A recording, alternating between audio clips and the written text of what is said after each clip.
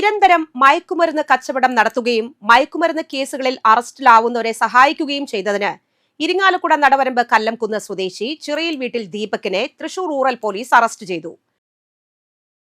30 വയസ്സായിരുന്നു. നാർക്കോട്ടിക് വകുപ്പ് പ്രകാരം ആഭ്യന്തര വകുപ്പിന്റെ പ്രത്യേക ഉത്തരവ് പ്രകാരമാണ് അറസ്റ്റ്. ദീപകിനെ 1 വർഷത്തേക്ക് തിരുവനന്തപുരം പൂജപ്പുര സെൻട്രൽ ജയിലിൽ അടയ്ക്കും. തൃശൂർ റൂറൽ ജില്ലയിൽ മയക്കുമരുന്ന് വിപണനത്തിനെതിരെ ശക്തമായ നടപടികൾ സ്വീകരിക്കുന്നതിന്റെ ഭാഗമായി ജില്ലാ പോലീസ് മേധാവി ബി കൃഷ്ണകുമാർ സമർപ്പിച്ച റിപ്പോർട്ടിനെ തുടർന്നാണ് ആഭ്യന്തര വകുപ്പ് 1 വർഷത്തെ തടങ്കൽ ഉത്തരവ് പുറപ്പെടുവിച്ചത്. റൂറൽ ജില്ലയിൽ 2025 ഇത്തരത്തിലുള്ള 7ാമത്തെ അറസ്റ്റാണ് ഇത്. മയക്കുമരുന്ന് ലഹരി കേസുകളിൽ ഒന്നിലേറെ തവണ അറസ്റ്റിലാകുന്നവരെയും ഇവരെ സാമ്പത്തികമായി സഹായിക്കുന്നവരെയും വിചാരണ കൂടാതെ കരുതൽ തടങ്കലിൽ വയ്ക്കുന്നതിനുള്ള നിയമമാണ് PIT NDPS നിയമം. ഇത് പ്രകാരമാണ് ദീപകിനെ അറസ്റ്റ് ചെയ്തിട്ടുള്ളത്.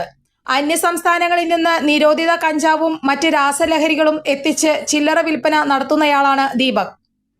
2016 ഇരിങ്ങാലക്കുട പോലീസ് സ്റ്റേഷനിൽ 50 ഗ്രാം കഞ്ചാവുമായി പിടികൂടിയ കേസിലും 2020 ആന്ധ്രാപ്രദേശ് ചിറ്റൂരിൽ 11.3 കിലോഗ്രാം കഞ്ചാവ് പിടികൂടിയ കേസിലും 2024 ഇരിങ്ങാലക്കുട പോലീസ് സ്റ്റേഷനിൽ 19.5 ഗ്രാം കഞ്ചാവ് പിടികൂടിയ കേസിലും 2025 ഇരിങ്ങാലക്കുട പോലീസ് സ്റ്റേഷനിൽ 3.37 ഗ്രാം ഹാഷിഷ് ഓയിലുമായി പിടികൂടിയ കേസിലും 2025 കൊടകര പോലീസ് സ്റ്റേഷനിൽ 180.080 ഗ്രാം മെത്താഫിറ്റമിൻ പിടികൂടിയ കേസിലും അടക്കം 5 ക്രിമിനൽ കേസുകളിലെ പ്രതിയാണ്.